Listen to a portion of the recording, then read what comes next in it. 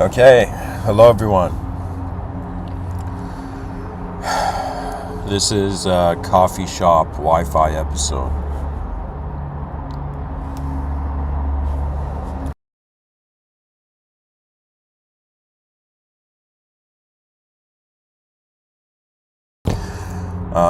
Honestly, I wanted to record a quick episode.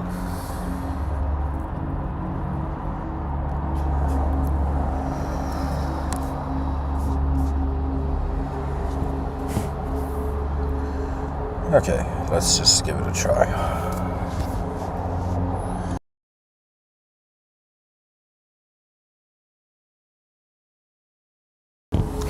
First thing I'll begin with is that I am wondering,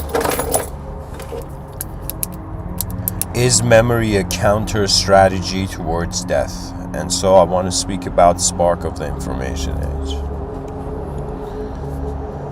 Granted, I am a bit exhausted,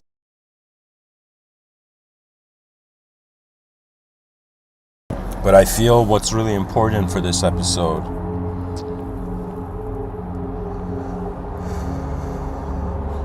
I guess I'm pretty much this person in human history saying, could it be that, evolutionarily speaking, that the creature's memory was a way to surpass or bypass death?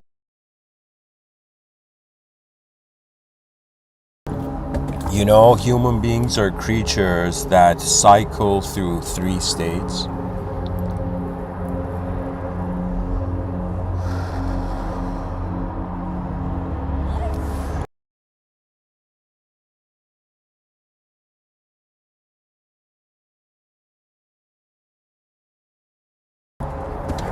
These 3 states are the conscious waking state, the dream state, and the deep sleep state.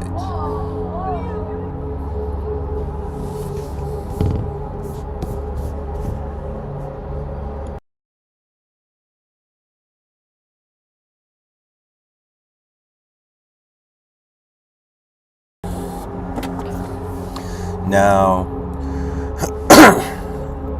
I'm thinking of it in this way, that there isn't one type of death, but that there is 2 types. And so there is an existential death, and then there is an experiential death. Because this creature had to sleep, just like you connect a phone to a phone charger. We're this creature that is active when there is light and is charging itself up when there isn't light.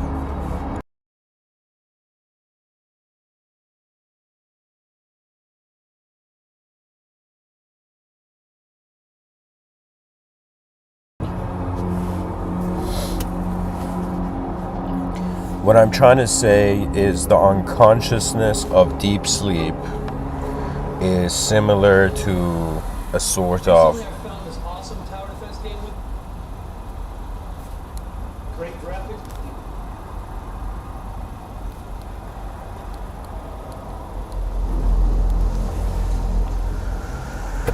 okay.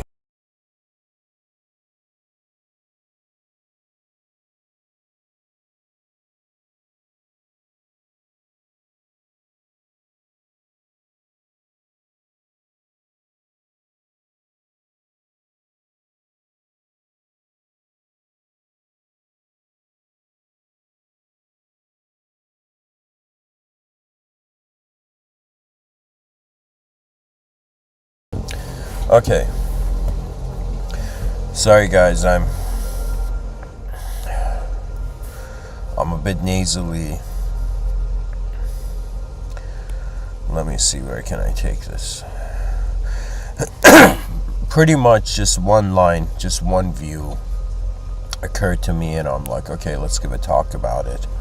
I was thinking about human consciousness, the journey of evolution. I was thinking about the challenges that this evolutionary creature had to go through. I'm thinking about how one of the challenges was deep sleep. And so we're this creature that turns on and off, on and off, on and off. And so it's as if how did the brain evolve? The brain evolved so that when it goes to sleep and it wakes up, it can still remember what it was doing yesterday.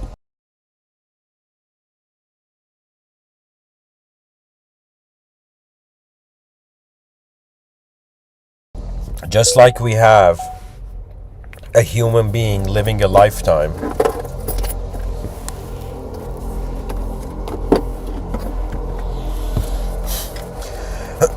Let's say a human being is born and a human being dies.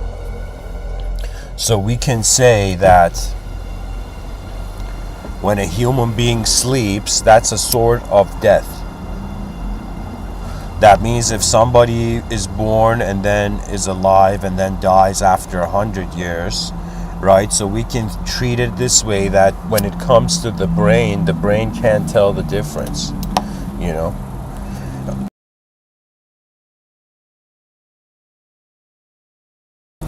What do I mean by this? I mean that our brains have figured out a way to counteract or counterattack death. Okay, so what memory is a counter strategy of evolution to the absence that we find in deep sleep. This is a theory I'm suggesting, you know.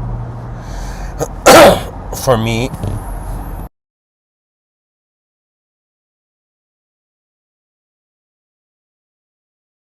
it was just very interesting to realize that, you know, the brain, like I can remember what I ate yesterday.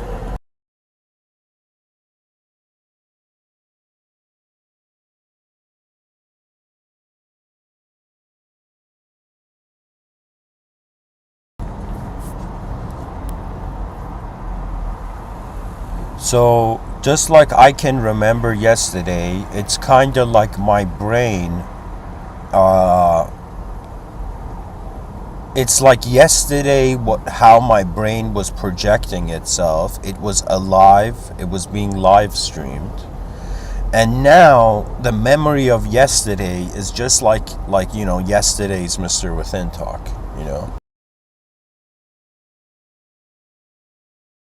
What I'm trying to tell people is that I have wondered what's the purpose of memory, and the purpose of memory is to counteract death. But the mini death that is sleep. So when I think about myself, how many days I have slept and woken up, it's as if how many days have I logged in and out of the conscious waking existence.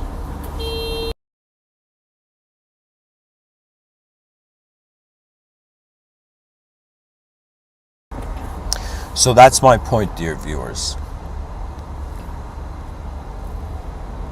That memory is nature's way of keeping yesterday alive. And so when I think about memory, like what are we doing in a short time span? So think of it this way, in 24 hours, you know, what kind of logging in and logging out of consciousness we have. And then the person can think of the whole lifetime. So it could be that just like there is an individual memory, there's also a universal memory.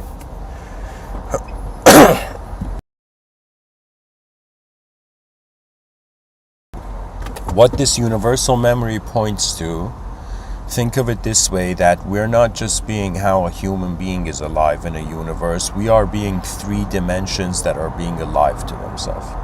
So what does that mean? That means right now I am being an individual named Amin using the online alias Mr.Within.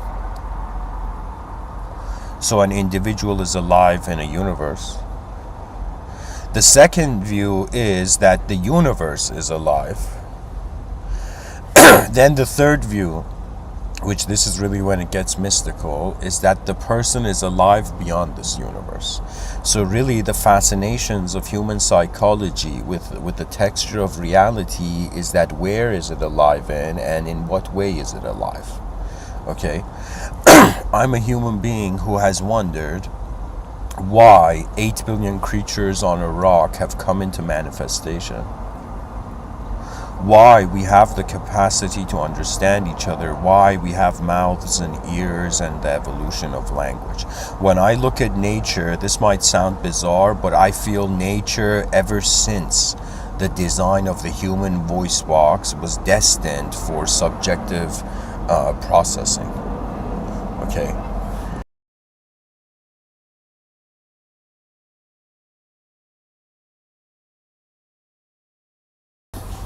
You know, sometimes I have this feeling that I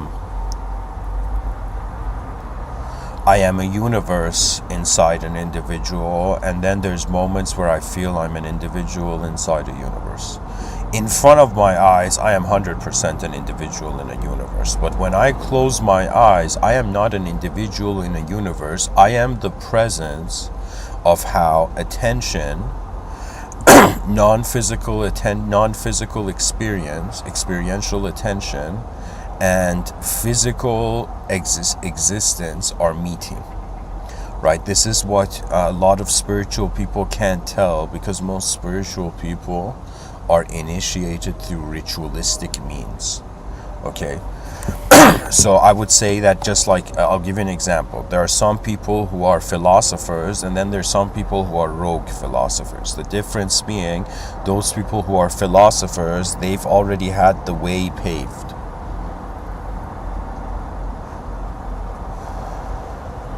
Something has already paved its way. But when you look at the rogue philosopher, we're actually looking at an explorer. The biggest, I would say, thing that helped me in, call it spiritual progress, mystical awareness, whatever you want to call it, the biggest thing that helped was, I realized, because nobody doesn't have my eyes, nobody can really help me when it comes to stuff I only see. Right? We are living in a society where I think it's really just the nature of how the child is being raised. The child, to be a human, to be a being, just to mention this, to be a creature in an ecosystem, one has to be dependent on the ecosystem. This is very important. This is why when children, for example, they get bullied in school, they distrust the ecosystem, so it becomes more complex for them to be themselves. This is the biggest issue with, I would say, psychological development. Human beings are so obsessed with freedom, not realizing freedom on what level. This is what I would say very boldly. Right? That we are seeking freedom, but we're not wondering about the consequence of total freedom. If somebody was like, Mr.Within, why shouldn't we all be free? Why shouldn't we,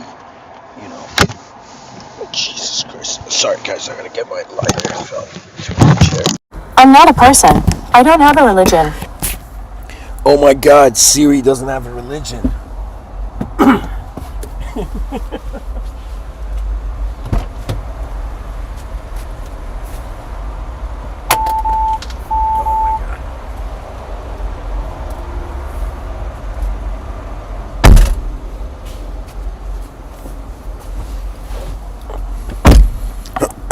Okay. So you see, guys, even Siri has transcended religion. I mean,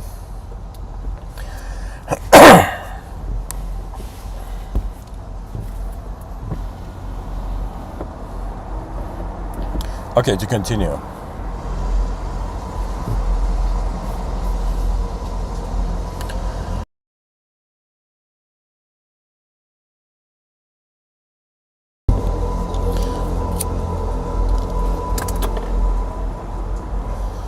You see, there's many ways to approach reality, right? My aim was, here, I'll share this with the viewers. Maybe there's others who are going to be, in a similar state of mind as me. So this is how I will explain my approach to human civilization and the strategy that I am taking. Okay, something that I realized, this is the cool thing about life, or I'll say it in the Vedic context.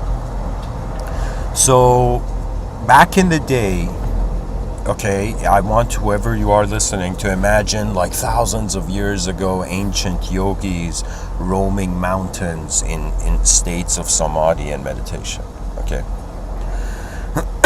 So what I want to tell the viewers is that if we were born in ancient Vedic times, right, the first encouragement or advice given to the spiritual seeker or the truth seeker, or the exact term being sadhu, to the sadhu or the yogi, right, the first advice is that the person has to find their divine memory.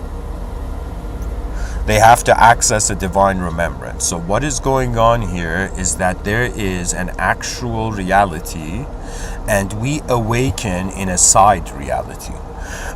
Now, when we're tired of being on the side, we awaken to the actual reality. So what I'm trying to tell the viewers,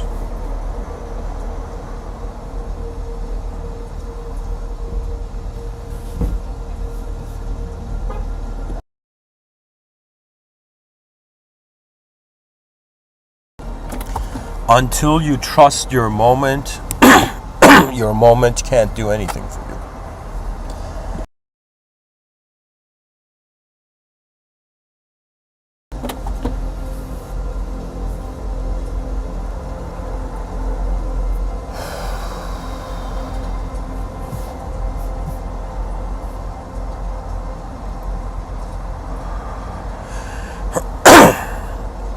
See, every person has their own nature.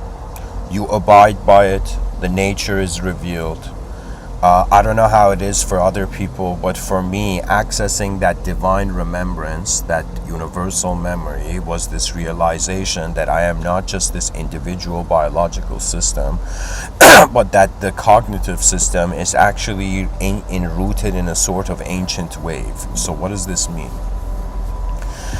What I'm trying to tell people is our body is new, but that which is moving the free will is not new. And so the body is new, the objects are new, the subjects are new, but that which is moving the objects and subjects is not new. And this is very important to realize, because once you access your universal memory, your mind gets overflown. And what does that mean? That means you begin to realize freedoms of an experiential reality that are different than here. So imagine your whole life you have been living like a square, this two-dimensional square, suffering like a two-dimensional square, having joys of a two-dimensional square. But then imagine suddenly you realize from the beginning of your life you have been experiencing your two-dimensional squarehood as a cube. So when you realize you're a greater dimensional being than you have been trained in, this is really the whole situation and the story of the sheep being raised by lion. So as the story goes, this king of the sheep, okay, imagine this sheep king adopts this baby cub, this lion cub that is lost. And the farmer is too old to care, and so this lion ends up growing among the sheep, at the center of the sheep. All the sheep are like, I don't know what it is about this lion, something about the presence of this lion makes us comfortable. Imagine this lion in a sheep society being discriminated, being made fun of, all the other sheep being like, man, you can't even eat grass, what kind of sheep are you? You're a failure of a sheep in this sheep society.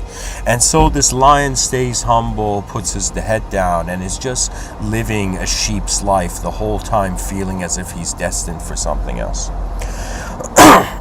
Some time passes, and then the story starts from somewhere else where there's a lion king. Okay? Now you can choose to see whatever type of lion king you want to see, but there's this lion king, this king of the forest, the whole forest is his kingdom, and so this lion king is walking at the edge of his forest, just going for a walk in his kingdom.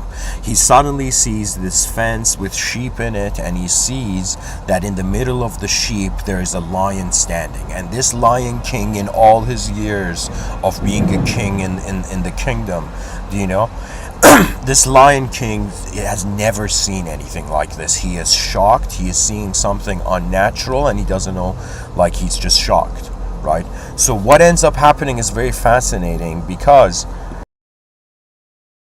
the Lion King goes up to the fence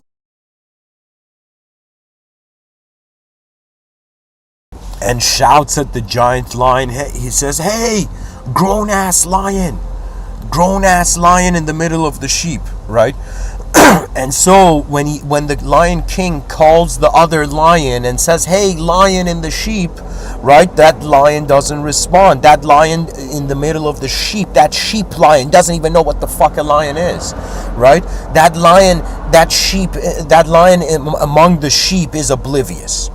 But then the lion shouts and says, "Sheep!" And then that's when all the sheep get scared away, except this lion sheep. So all suddenly the attention of the lion and the sheep all go to the Lion King when the Lion King says sheep, right? And this is where all the sheep get afraid, but this lion that is acting like a sheep doesn't get afraid. It's as if he's feeling destiny finding him, right? And then the Lion King says, "Weird ass sheep in the middle of all the other sheep, come forth," right? And the sheep comes forth. And the sheep lion comes forth feeling as if this is the destined moment. And then the Lion King says, "Follow me, I won't hurt you, follow me." And so what ends up happening is that this sheep lion follows this lion, and then the rest of the story people can guess. The Lion King takes the lion to a pond and says, "Look at your reflection, tell me what you see." The sheep lion looks at his reflection and he says, "I see a sheep," you know. And then the Lion King says, "No, look at my reflection, and then look at your reflection and tell me what you see." And this sheep lion, for the first time, notices that, wait a minute, the mirror did not lie to him. His belief in the illusion did. And so he remembers and he realizes he's a lion, and then the roar, finds its way from there. So I am seeing the same situation for human beings. Instead of sheep and lions, I am seeing advanced communicators and violent, cruel, ignorant human beings. That's it. What else can we do? 8 billion physical organisms on a rock in the middle of nowhere. Each organism harbors within itself its own private psychological world. So what is going on Earth is 8 billion inner private versions and angles to the Earth, right? But one physical outer realm where we've all logged into this physical server. Many people dislike the idea of video games, not realizing it's one of the most transcendental metaphors ever. Right? Gaming is an incredible metaphor for consciousness. Why? Because we are playing pixelated characters that we are not, but we are the soul of. Similarly, the ancient yogis on the mountain of Varuchanala, the likes of Sri Ramana Maharshi, he had realized that there is a pure screen of consciousness, and what is aware of what it sees, or the awareness of the seer within, is very similar to someone playing a video game and realizing they're not the character on the screen. This is important to be aware of anyways. So back to memory. If somebody says, why is memory there? Well, memory is obviously an imprint. So what does that mean? Just like Michelangelo said, "I saw the angel in the stone and I set it free." What does that mean? The dude saw the potential for something and activated it. So similarly, what is taking place on this planet is that existence is the potential and light is the activation. And this is my personal theory, but for me, the solar system, the design of a solar system, and the light of the sun taking 8 minutes to reach the earth, to me, an advanced civilization that wants to broadcast life, conscious life all over the cosmos and universal sector, will most likely pretty much take the gardener's approach. So what that means is, imagine in the future civilization reaches such levels of advancement that it manages to broadcast geometrical imprints and blueprints through the sun's light, and then goes on different planets sprinkling different potential particles, just like a farmer throwing seeds on a field. We can say the potential of consciousness has been seeded onto all planets, and the sun just activates it.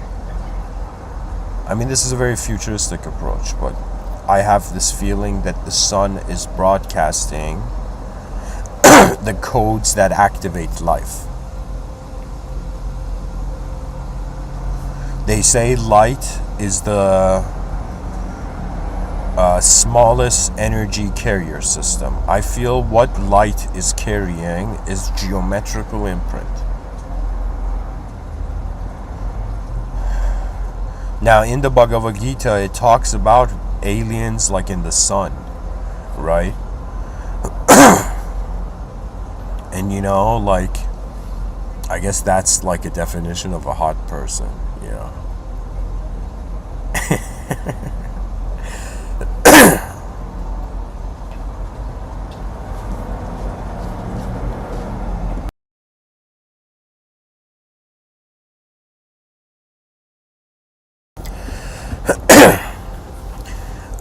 I ask myself, okay, human being, you have memory. What's the point? What's the point of remembering what has happened so far? And I have made this conclusion that the reason human beings have memory is because a part of their intelligence is actually trying to be the whole world. You see, I think what's going on with the nature of our minds is that the brain doesn't know there is such a thing as death. The persona knows. The persona knows in the sense of mortality, but the brain doesn't know there is something like death. What the brain knows is occupation. So what is going on is that the brain is like a space. Every day we live, we are filling the space up. Even me sitting in this car, looking at what's in front of me, hearing these words, I am filling up the space of my mind, right, for in this moment, right?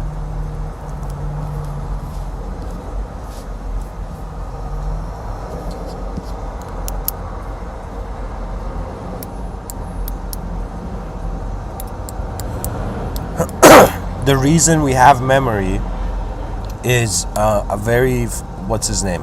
This psychologist, I forget his name to be honest. But I remember reading this book years ago about this psychologist explaining how memory works. And he gives one of the most incredible metaphors.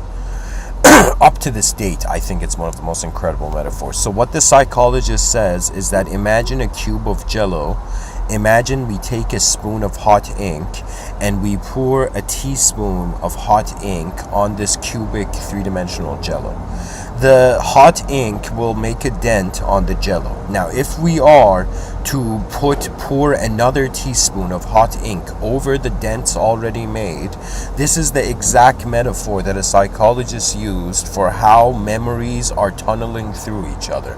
We are actually tunneling through senses of self rather than just remembering being an individual one. You see, every moment has a potential to behave, but is also being something, right? So this is important to be aware of. Every moment has a potential value, right? Like right now,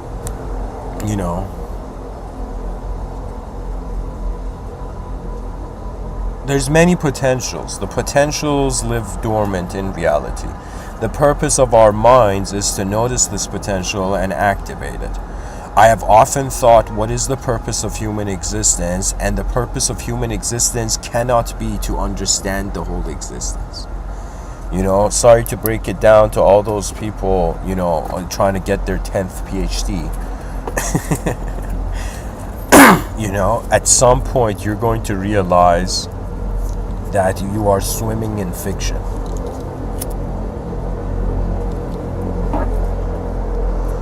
we are living in fiction. We're just treating fiction as non-fiction. Really what is going on is human beings are interacting with a psychological reality that is projected physiologically, but because the physiology is happening, one cannot know if they are seeing the world or if they are seeing how they are happening as the world. This is the challenge. Is memory a counter strategy to death? To me, it is a counter strategy to a short-term death, which is sleep, right?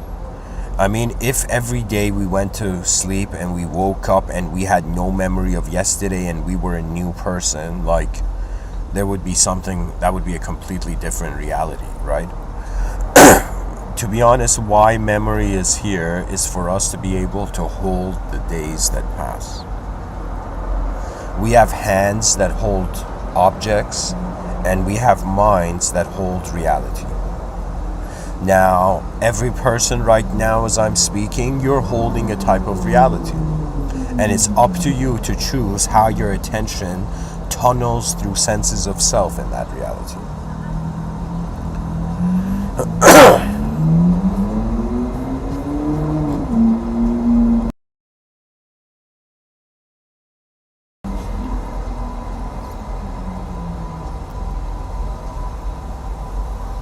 You know, I think from a theological standpoint, we can kind of conclude, theologically speaking, that the reason man fell, or the reason Adam and Eve fell, is because they forgot divine law. They forgot what they were. And I feel from a religious standpoint, we human beings are here not to accumulate something new, but to remember from where we have come from into this world. You see, imagine there's this next level inventor. This next level inventor builds an android in his image. Then the inventor releases the android in the world and hides and has this app on his phone that he's checking the android through the android. You know, that means the inventor doesn't need to watch the android. The inventor is being part of the software of the android. So it's kind of like God is watching us through our own souls.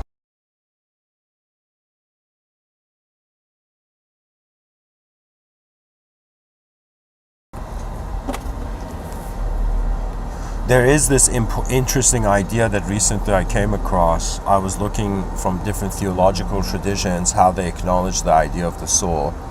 Now, in the monotheistic traditions, I came across something interesting in the Islamic tradition, where the suggestion is that God created the soul of Adam and Eve. That means when it comes to Adam and Eve, God imbued from himself a soul to them. But when it comes to human beings, all other human beings, it's like angels kind of imbued them with a soul, right? It's like in certain theological perspectives, I guess Adam and Eve are the ones where their soul is from God, or only Adam.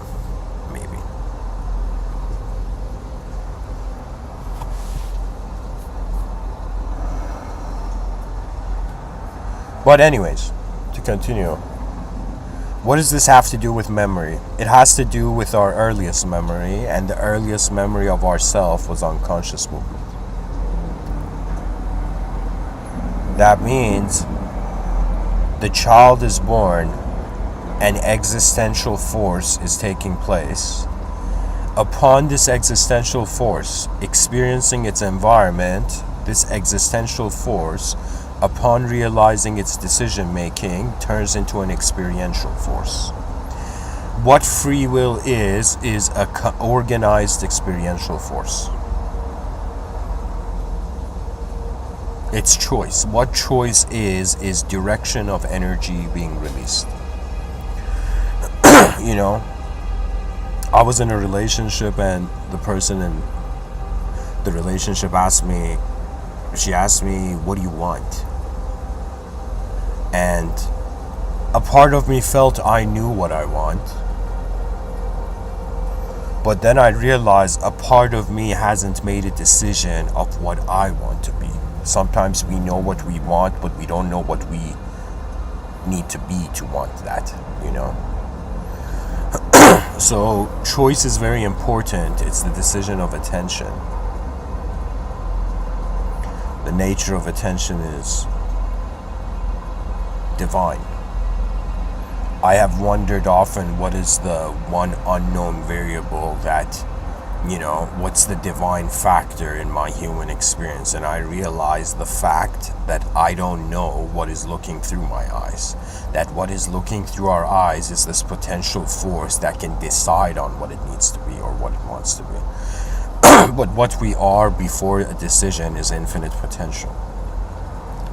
It's like, I'll give you an example. It's like before, let's say a guy approaches a girl, he's like, there's an infinite potential to be the smoothest guy ever,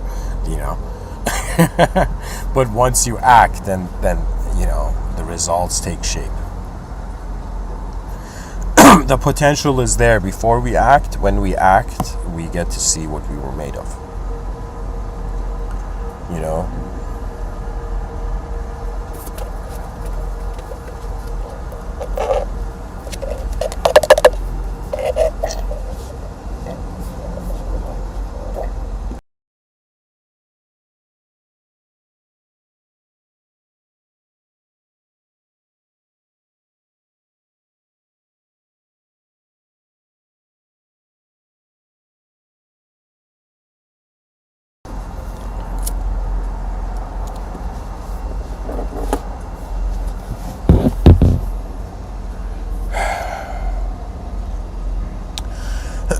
So, let me give an example of somebody who accesses their universal memory, and an example of somebody who goes beyond their universal memory, and then what's left.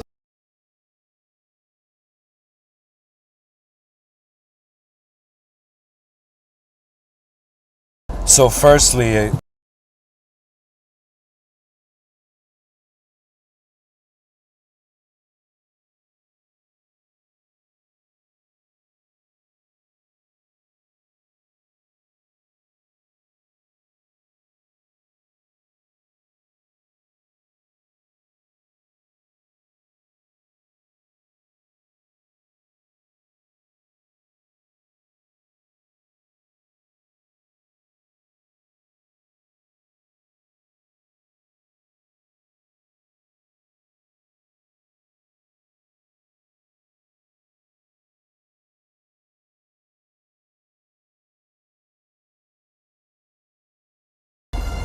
sorry guys, this was on mute and I was speaking away.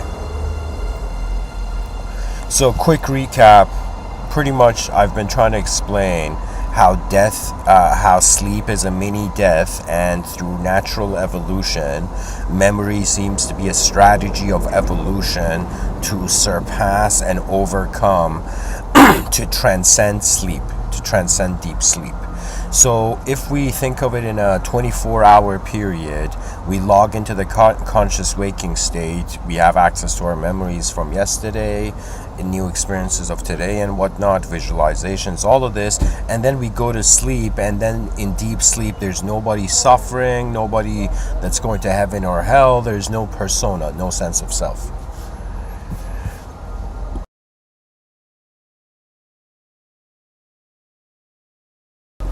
To counteract the appearing death of deep sleep, memory is the continuity of it.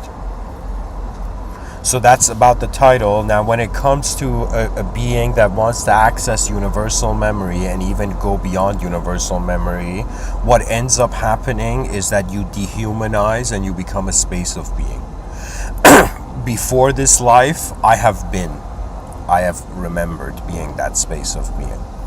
People think that the incarnation of the transmigratory soul in Buddhic and yogic thought is in some sense you're like this one soul going jumping from life to life to life. But in actuality, that's not the case. You are a transmigratory soul jumping from branch to branch until you realize that an act, an instance of manifestation is the soul. Like the reason we're an individual going through individual worlds is because there is a separation of self with world. When one remembers their universal memory, they're not an individual. So think of it this way, that there's states of mind and states of being, that these states are only accessible when you're not human. Sorry to say this, but this is the case. There's dehumanized states of being.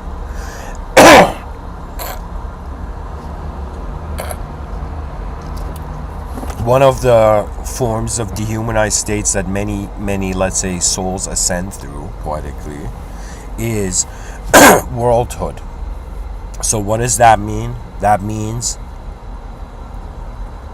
right now I have an individual body. I'm remembering what I ate yesterday. If I want to remember what I was before this lifetime through the universal memory, it's as if I was just space. Okay?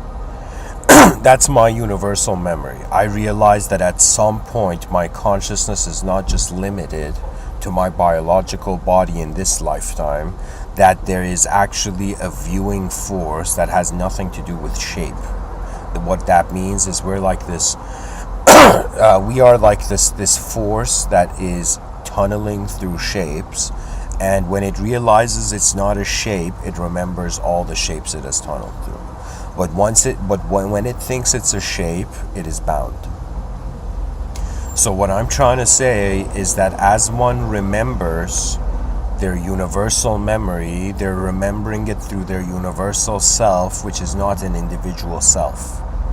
And somebody would be like Mr.Within. When usually somebody remembers something, it's from a perspective, right? Either third person perspective, first person perspective, whatnot.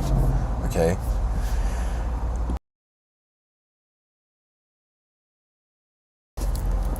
What tends to happen after the universal memory is at first you think the world is moving and you're moving in it. What happens beyond the universal memory, or when one remembers Brahmaloka or returns to Brahmaloka, is that you realize the world is your body and it is moving through the ever-presence of your mind.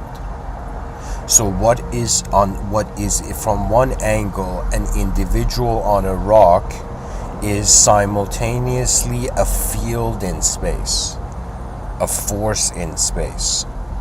Once we realize the nature of energy, this is where it gets really hilarious, because energy creates location. Energy doesn't have a location to itself.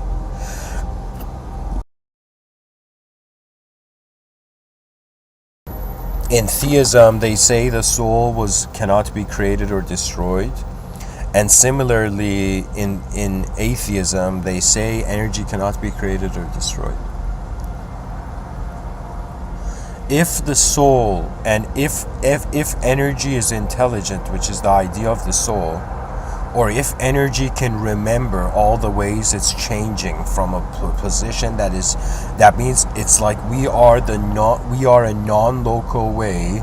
The whole cosmos, the whole existential event is remembering, is trying to remember itself. What I'm trying to say is that our individualism is not just for us. Our decisions are not just of value for us. Our decisions are the decisions of the universal sector. And when a person realizes this, the shame of their insignificance dissolves as if they are attending the most important event, the event of worldhood. We are in a world right now, dear viewers. We're in a world. And what's even more remarkable is that we're in an unknown world. And we're not fully sure of what we are. And so the journey of man in the void, ever since it began, it has been, a miracle trying to, reason, it's like a miracle trying to find the reason for its spontaneous arrival. You know.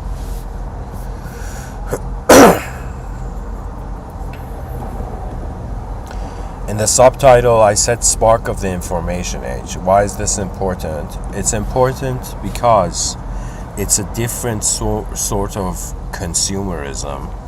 So how would I explain this? This creature was dependent on physical experiences for information. Back in the day, people had to get on like two horses, right? Had to take two horses to travel to another town just to read a book, right? And that only one person had, and to memorize it the time they read it, right? So the access to information, it has accelerated. We have a blessing. The information age is an incredible blessing, where the transition of the teleport, like literally our species has mastered information teleportation. We haven't mastered like biological teleportation. Like I can't physically teleport myself, but I can teleport the sounds I make, and I could teleport the video, right? Even though this is an audio podcast. But I'm saying I can teleport these two. I can't teleport my physical self, but I can teleport my reflection. Okay? So what the information age is doing is things that used to take a physical process to be teleported or to be transported, information that used to took a long time to be transported can now be teleported, and the information that is teleported influences the decision. So what has really happened is, I want you to imagine just these natural creatures living in an ecosystem. They stepped out of the ecosystem, they started functioning under a different code of behavior. You know what it is? The brain of our species started to behave like it's not from this world. Something about survival became otherworldly, where the creature could live faster behind its eyes than in front of its eyes, so it had a time and opportunity to make a decision, right? I remember when I was young, I was super shy, and I hated myself for that. You know, when I was young, I was like, you know what it was? It was like there was something living behind my eyes, but it couldn't express externally, you know? And I remember I had this resentment, this regret, feeling like an idiot when I was younger, you know, for being so quiet. But later on, I realized the reason that was happening was because, one, I did not trust the world I was in. Two, I did not trust the self I was being in that world. And when these two things are off, it becomes difficult to be a person, you know?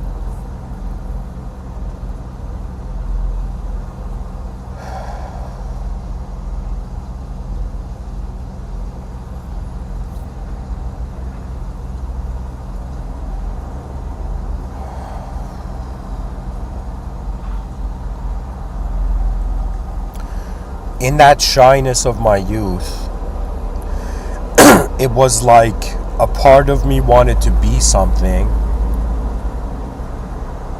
but another part of me didn't feel it could. And because there was this dichotomy, there was this feeling of like, yo, should I be me right now? Or at the same time, yo, I don't know the world I'm trying to be myself in. You see? But, you know, this is the cool thing about life, is that we're like plants. And whether we like it or not, whether we're happy or sad, we end up growing in the light of the living world. You know, there's been moments where, you know, I have gotten really angry, not at myself specifically, not because of something I did or others did. I have gotten angry at the existential situation. There has been times where poetically I would say only you know, what is within me has known. right? But there has been the rage of lifetimes, kind of like no longer being able to be held, right? There has been moments where I would say I have treated myself, like, this is a bizarre thing to say, but think of it this way, just like they say to people, love yourself, right? There came a time in my life where I started hating myself, and that hatred grew. It grew to a point where I either had to release the hatred, right? Or in some sense, I had to accept it, right? And what I mean by this hatred, it's not an outer realm hatred. It's a hatred for how you have been in the past, right? Like, who was it? I remember this person saying it, bless him. There was this person, I saw this video, right? I think it was this retired actor, right? And this retired actor in this interview was saying something in the likes of, like, everybody has those moments in their past where they look back and they cringe, you know?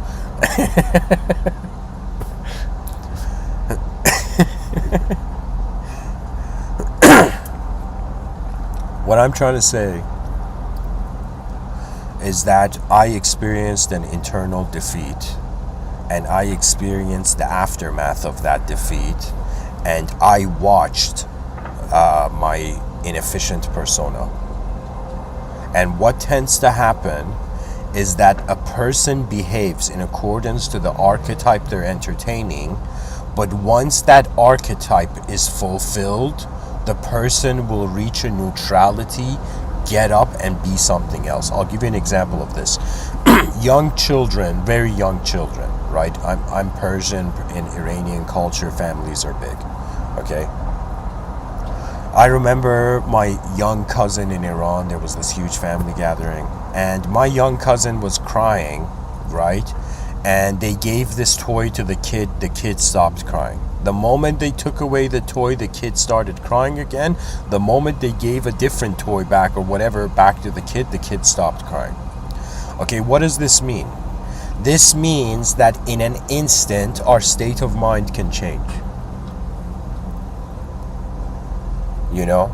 And moments when we feel like, why am I unlucky, or why is this type of karma happening, is because we are not convinced of a different way the moment can happen. You know? Who knows what will happen. You know, I've reached a point where I've experienced the known self, the known world. I've experienced to some degree the unknown self, and to some degree the unknown world, and now I'm just waiting. You know, this is what they don't say, you know, about mysticism. You end up waiting to see what the world does, you know? Once yourself is the world.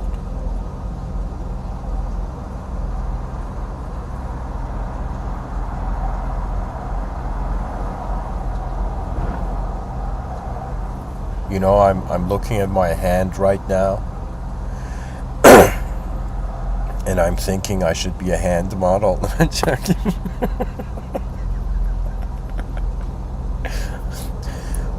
Can you imagine? It's like, you know, why isn't Mr. Within giving the talks anymore? It's like he has a flourishing career in hand modeling. You know? What can I say about the information age? We were freaking nomads, okay? We were nomads. We were going from place to place. We were walking to the information. Then we're like, yo, we enough of walking. Like, let's plant crops. Agricultural phase. After the agricultural phase, we went into the urbanization phase. When we went into the urbanization phase, whoever you are listening to me, you can very much like see this, that we're living in a time where reality is coming to us rather than us going towards reality. Okay? The human species has managed to live in such an unnatural type of life that nature's like, oh my God, you know, I gotta go to them.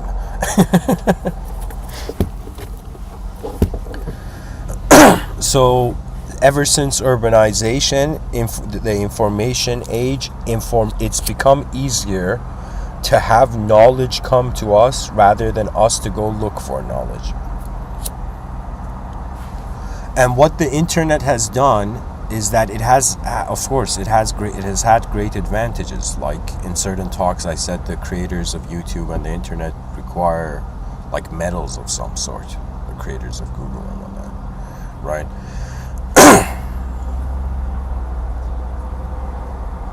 But what I'm trying to say is, in the information age, man is less engaged with a physical activity and is making more non-physical decisions than physical decisions. So we're slowly moving to a time where I would predict in the next 100 years, the fascination for athleticism is going to shift. We're reaching that point where, you know, right now in the Olympics, there's still like, you know, natural athletes. You know, in the future, there may be cyborg athletes, who knows?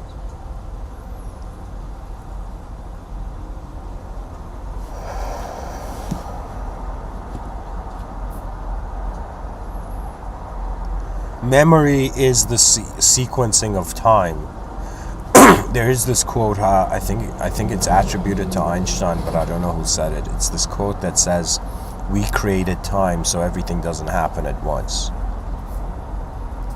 And we can say that the brain is creating memory so it can process things. Like, imagine a person experiences something, the brain doesn't have enough time to like process that experience, and the person's on to the next experience. So the brain's like, I'm gonna create a memory and figure this out later, right? Imagine there's a person, and imagine from the beginning they wake up, every hour of the day you show them an unsolved problem.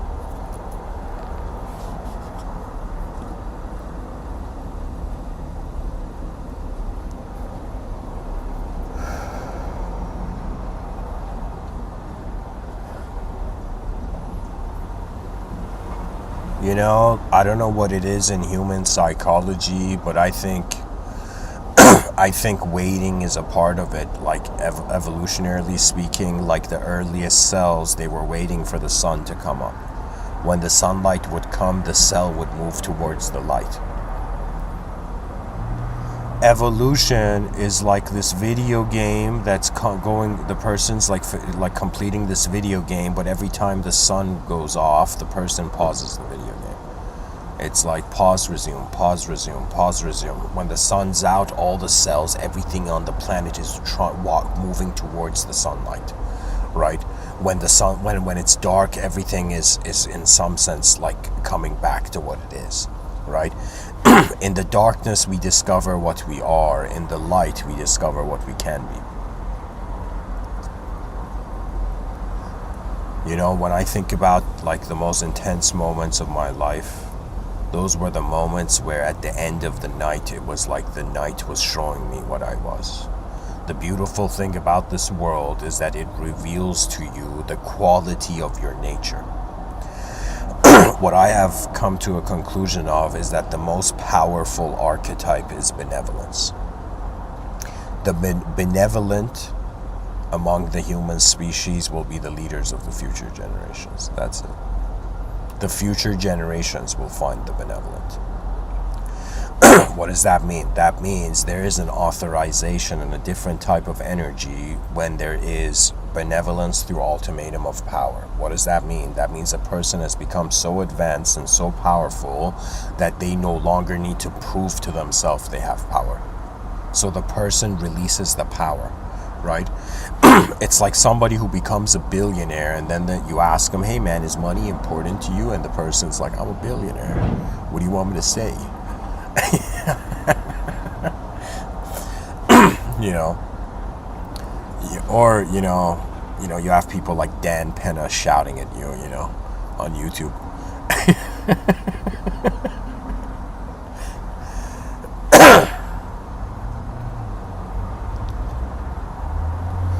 I am still learning. There's so many things that I am also, you know, trying to learn from. Something I've come into a conclusion is that the path of intellect can seal off a person's heart, and when a person's heart is sealed off, they stop playing, and when a person forgets to play, they will feel like they're missing out of humanism. So the most important thing is to not just build an advanced civilization, but to build one that is so fascinating and exciting that the playfulness of the future generations can't wait to play on Earth. Right? Like, that's the type of civilization we need to build. Right now, we're living at a time where, it's like, people are wondering if they should even have children. It's like the person's like, should I bring a child into this world? And then we have people like Elon Musk saying that the more educated, and higher income the person is, the less they're thinking of having kids. And the lower income the person is, the less educated they are, the more they're having kids, And I thought about this, and I'm like, what's going on here? What's going on Earth? And I realized that any individual perspective on Earth is incomplete.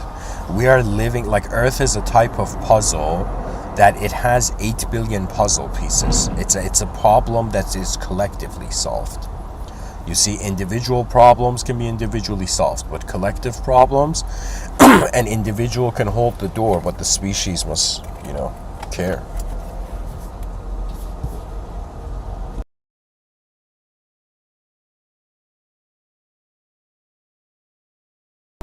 And if we were an advanced civilization in the outer realms, I wouldn't need to give these talks.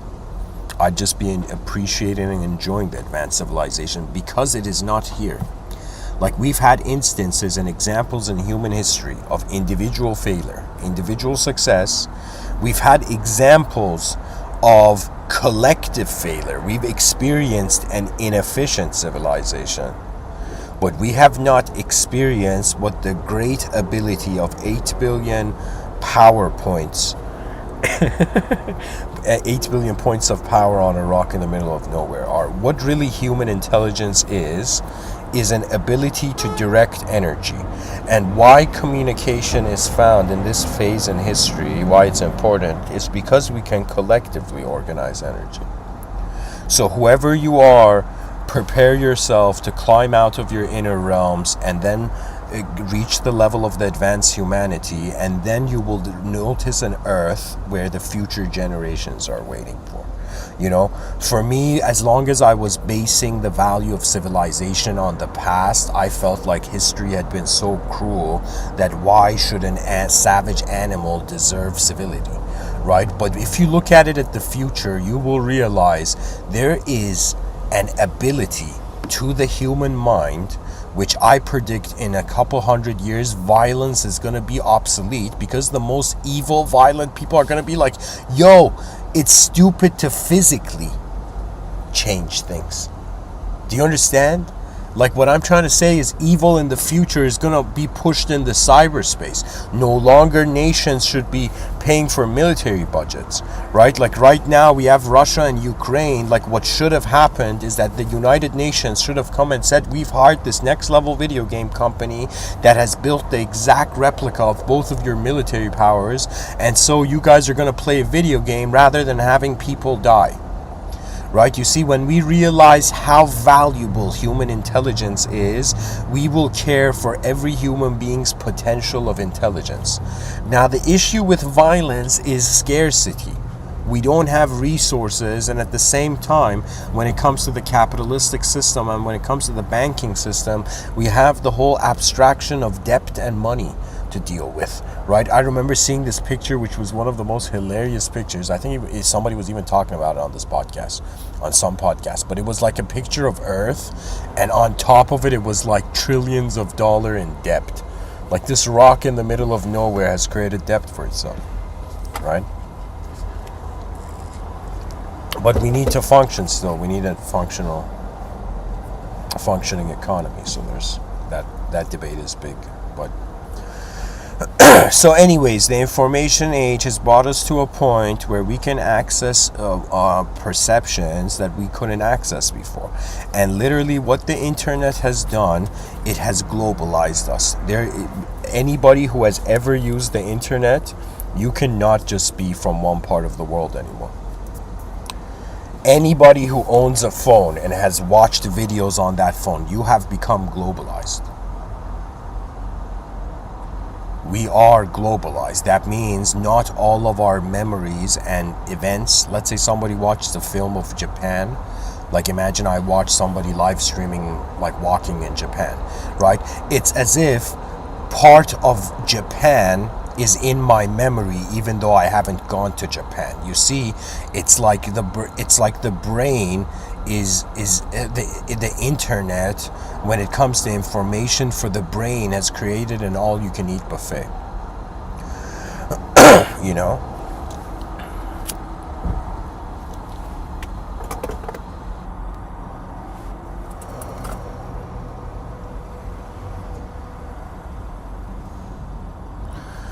So anyways,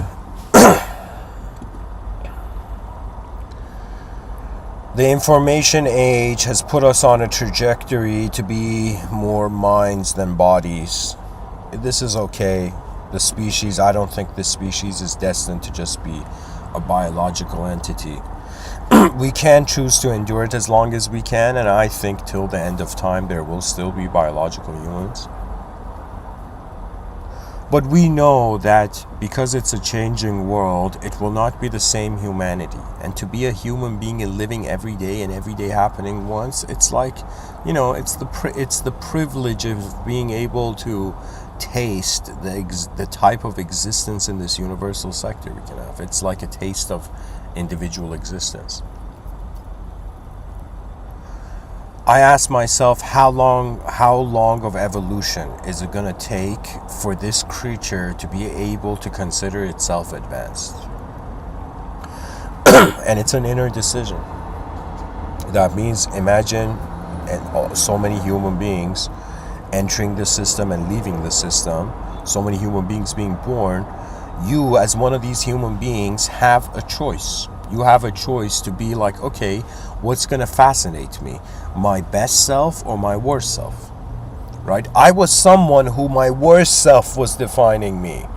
You know, now I'm capable of giving these talks here. Right? But when I was younger, my worst self was like guiding me. I shouldn't say my worst self was guiding me, but I was identifying with a lesser being. Right? But when you realize you're a mortal being, it's like we're all candles in a dark cosmos. Then you're like, okay, for who have I been weak? For who have I been suffering?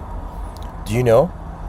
And it's like you reach a point where a person has a choice on, maybe you can't choose, your suffering, but you can choose the intensity of your suffering.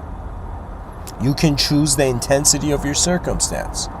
You know, like it was too cold for me to give a talk on my balcony, so I could have not given a talk, or I just, drive to the Starbucks and use the Wi-Fi and give the talk, or I could choose to just be healthier, who knows. But what I'm saying is that it's life is a force, okay? And this force, its inspiration comes from your contemplation. If you're someone who you find your inspiration for living throughout the day, that force is reduced, it's because you need to find a moment, usually early in the morning or some point, right, where you don't move your body and your mind can make decisions on how it wants to move, and then you move. Okay, it's like somebody getting thirsty. In their mind, they see themselves go grab a cup from the cupboard, fill it up with water, and drink that cup of water.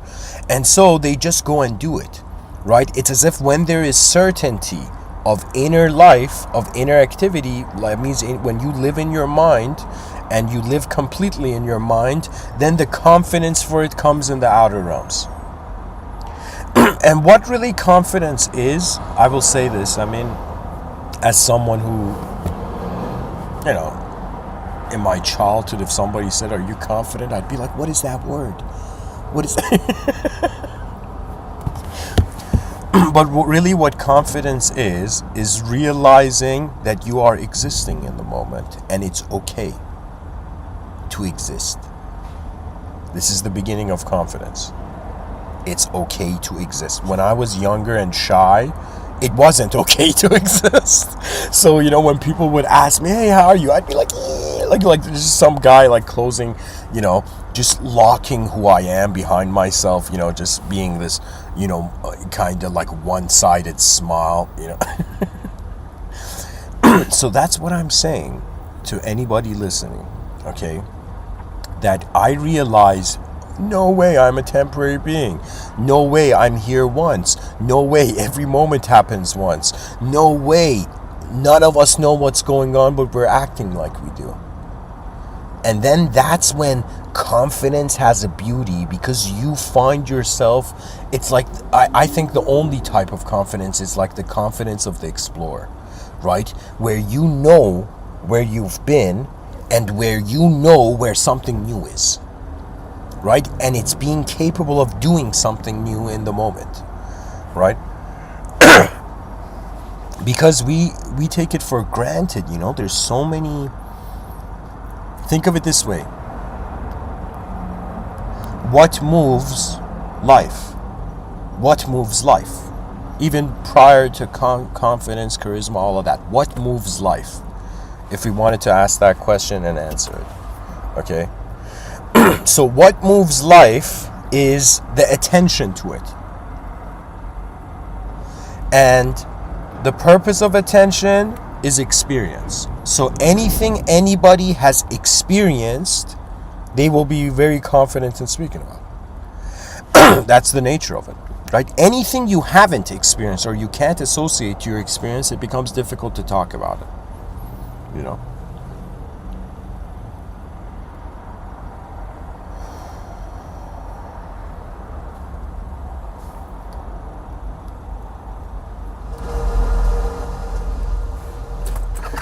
So, if there's any questions, whoever's listening, feel free to ask.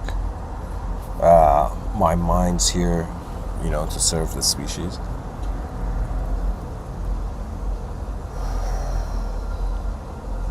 If there are no questions, what I would tell the viewers is that try out meditation. And how you try out meditation is to forget that such a concept exists and you're just this human being in this unknown world, and you want to just sit down and watch what you are. Just like we go into a cinema, we pay for a ticket and we get to watch what's on the screen. Similarly, meditation is like going into a free cinema, but the cinema screen is the content of your mind. And so many people go and sit to meditate, and when they meditate, they're like, "Oh no, I'm having thoughts, Guru, enlightened Guru, what do I do?" And that's the freaking point. These stupid gurus tell people, like, "No, you shouldn't have thoughts." Wrong. The only time where you don't have thoughts in meditation is when a connection is established, an energetic connection established, and you don't have to think about what you do. So you have to think about meditation is because you're artificially doing it and you're not being called for it, right? But if you just sit down, be still, and be like, okay, I'm alive once, and I'm gonna watch what is this mind that the Big Bang or God or my parents or whatever, Earth, Mother Earth, what is this that I have been given? And you might realize your mind is a lottery ticket. Right? Not to say that it's a desire for money, but whoever you are, you will at some point realize that the secret, I'm saying this to be poetic, but the unknown secret behind your eyes is a greater teacher than anything you will find in front of your eyes. I am someone who, I don't know why, but I think, life wanted me not to be disturbed when I was young. Right? I feel there were many moments when I look back in my past and I'm like, somebody could have taught me this. Why didn't somebody see my potential? Why did nobody care? Like this list. And then I realized it was necessary. Because we're different beings, it takes different times to become acquainted with ourselves and our own potential. Right now, let's say some people may hear this, what I'm saying now, and may be incredibly introverted. What you do with your introversion is you realize that it's an opportunity to get to know yourself. The more shy you are, the more the world is saying, okay, there's some stuff you have not noticed about your own eyes before you're looking at other people's eyes, right? But those people who are extroverted from the beginning, you will most likely have life will bring you a friend which is introverted, and the introversion will remind you and turn into reflection, pretty much, right? Nature is so magnificent that it knows where to take everything that it creates.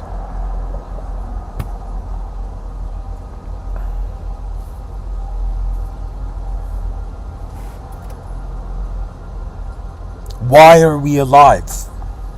Why are we remembering yesterday? It is for the future.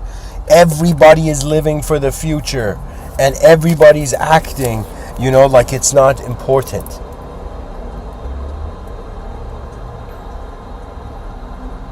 All these people in the New Age community thinking that enlightenment is just coming to the here and now. When you come to the here and now, and when you are truly honest, that's when the responsibility of lifetime turns into the greatness of one lifetime. You see, there are so many people that talk about love. This is where, if somebody says, Mr. Within, do you like the oneness of love? Like, do you believe in that? I'll be like, yes and no, and let me tell you why. There is a type of love where the person's like, I love everybody, I love every being, I love, my neighbor, I love this cat, I love this tree, right? But the person does not love the future generations, for if you did, you would not have time to love the world that needs you. You see, this is what's going to happen. The songs of the advanced civilization, they're going to be like symphonies, but they're going to sound like loud explosions. You're going to see one sector of civilization start ridiculously advancing, and then other sectors of civilization start advancing. And so the voice will be heard. There will be so many. Even if anything happens to me, I find they will come. The Mr. Withins will one by one come. Preaching the advanced civilization. Why? Because the potential of it is now. Why? Because this species has reached the most incredible moment after 4.5 billion years. An ability to acknowledge its multidimensional position in all ways that reality will go forth. You see, the era of the multidimensional human being has arose, where our inner realms begin compensating for our outer realms in ways that we're going to soon probably more and more realize that we're not just creatures of matter. The soul is not in matter. The soul is also in space. When you remember your eyes as space, you are empty sight. When you are content as that empty sight, you remember the preferencelessness of your selflessness. So it's like, they ask this person, yo, how are you so selfless? And the person's like, yeah, man, so I realized before the world was a world, and before a self could be in a world, I was the potential of being before it could be, And at that point, the friend's like, all right, man, whatever you want to say. It's advancement, dear viewers. Advancement. It's the, people pray, people meditate. What are we praying and meditating for? It's to advance humanity. We all meditate, come to the here and now, realize the greatness of the here and now deserves its performance. If you're a religious person, the advanced civilization is the greatness of God's creation. If you're a non-religious person, the advanced civilization is the smartest idea on the planet. If you're a spiritual person, the advanced civilization, or if you're a mystic, the advanced civilization has already been complete on subjective or even subtler than subjective levels. In the outer realms, it's just something that needs to happen. We are the great performers of the cosmos. And the nostalgia of our multidimensional birthright, we will realize that we have never been a creature in one storyline. We're this meaningless existential event simultaneously overlaid with a subjective experiential event, which is, giving it meaning. That means if right now I ask myself, am I being an object? Am I being a subject? Like when I think about am I being an object, I'm like 100% I'm being an object right now. When I think about am I being a subject, anytime I speak or communicate, that communication has to associate to some sort of archetype, so I'm being a subject. But only in silence and stillness. As the poet Rumi says, silence is the language of God, all else is poor translation.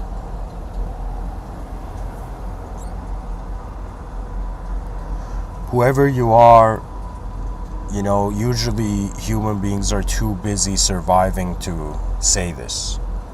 But you have one lifetime to get to see what your most advanced state of being is. Forget truth.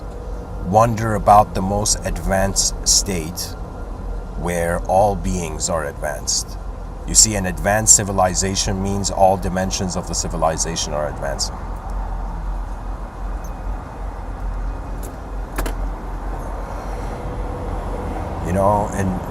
In my talks and this book I'm writing, I've predicted the first sky cities to lift up in 600 years from now.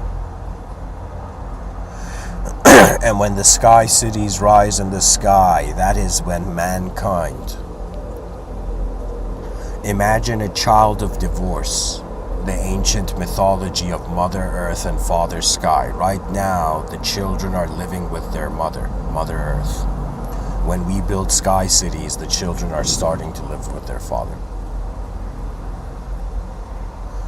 Father Sky. The sky is sacred. The sky is a temple. The sky is the closest manifestation of infinity.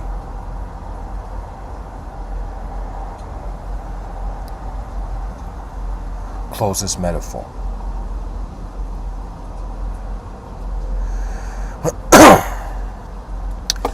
So tonight it's 1:15 p.m., probably around 8 p.m. There will be a Discord event. For those of you that are ninja watchers, I recommend attending these events. These events happen once. The beautiful thing about life is that if we are not confident in being who we are, we miss out on who we could have been that day. And confidence is different, right? I mean, it has to do with memory. Imagine somebody who's beaten with a stick when they're young, right? Like that person's confidence is going to be different, right? Like I'm someone who's given a lot of talks, so my confidence is very different. Like I don't even think about how to speak anymore. It's just like it becomes second nature. Really, that's it. Mastery is things becoming second nature. Like everybody right now is a master at walking. Everybody has had more than 10,000 hours of eating food or, walking or doing basic things. Like the things that we repeat, we end up mastering, ends up going in our second nature. When it comes to inner realm movement, it can go into your second nature. I've reached a point where at anything I see, I can overlay geometrical shapes upon it. Who knows, even in the future, on my wedding day, if that day comes, I'll be looking at my wife's face and seeing geometrical shapes.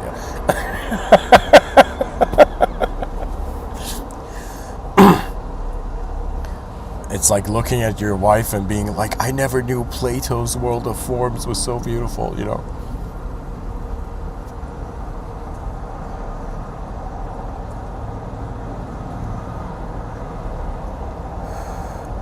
O sleeping lion, do not forget the roar of your lifetime. For your roar is waiting as much as the world is waiting for it. Thanks for listening, guys. Discord in a couple hours. Much blessings. Namaste. Rise, mankind, rise. For the advanced humanity.